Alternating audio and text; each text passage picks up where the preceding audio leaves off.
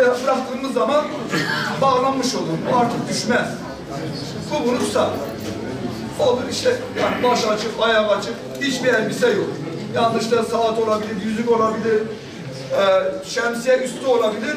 Hac ibadetinde meşakkat ve zorluk var. Namazda niyet ettim 4 rekat öğle namazının farzını kılmaya. Efendim oruçta niyet ettim bu seneki Ramazan ayının orucunu tutmaya. Ama hacı niyeti bunlardan daha başka değişik. Niyet ettim Allah rızası için hac yapmaya. Ya Rabbi bu hacı benden kabul eyle, bana kolaylaştır. Demek ki hacda zorluk var, meşakkat var. Onun için diyor benden kabul eyle, bu hacı, bu ibadeti bana kolaylaştır.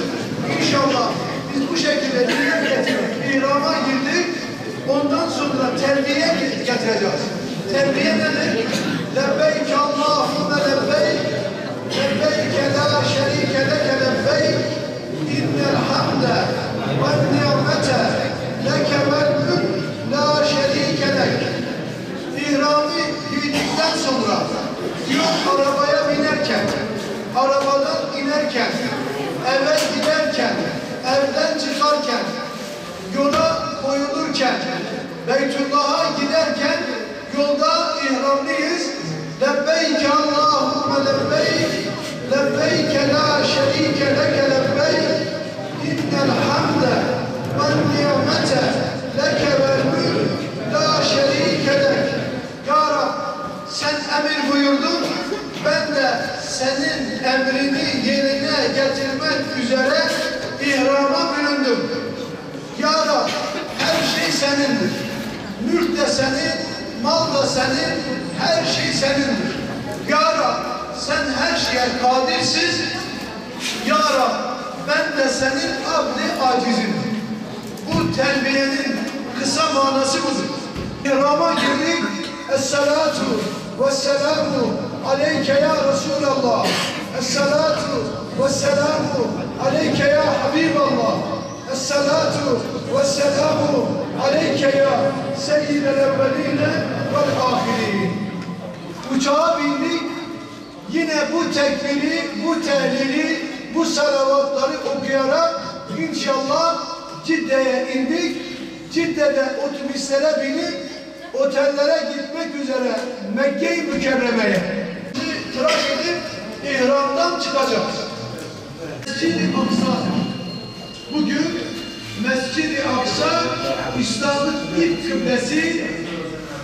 Efendim Kudüs'te bulunan Mescid-i Aksa İslam'ın ilk kıblesi. Hazreti Peygamber Aleyhisselatü Vesselam Efendimizin Mekke-i Mükerreme'den Mescid-i Aksa'ya, oradan da Miraç'a yükseldiği yer, o Mescid-i Aksa bugün işgal altında, Yahudi işgali altında. Müslümanlar rahat bir şekilde gidip orada ibadet edemiyor. Müslümanlar oraya giderken büyük sıkıntılar çekiyor. Cenab-ı Hak hacdayken de bu duayı yapalım. Ya Rabbi, İslam aleminin ilk kıblesi olan Mescid-i Aksa'da namaz kılmayı, dua etmeyi, özgür bir şekilde İslam'ın ilk kıblesi olan Mescid-i Aksa'da ibadet etmeyi bütün İslam alemine, ümmeti Muhammed'e nasip eyle. Yolum yine uzar patikalara, Mevlam rahmeyliyor bütün kullara. O yüce Resul'e ben gidiyorum. Öyle özledim ki seni Resul, öyle özledim ki seni ey Habib. O yüce Resul'e ben gidiyorum. Yolların üstüne gülecek o yüce Resul'e ben gidiyorum. Açılsın da yollar sana geleyim, açılsın da yollar sana geleyim. Öyle özledim ki seni ey Resul, öyle özledim ki seni ey Habib.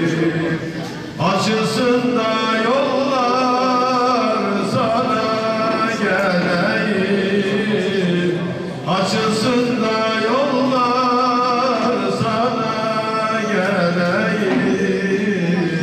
Öyle özledim ki seni ey Resul, öyle özledim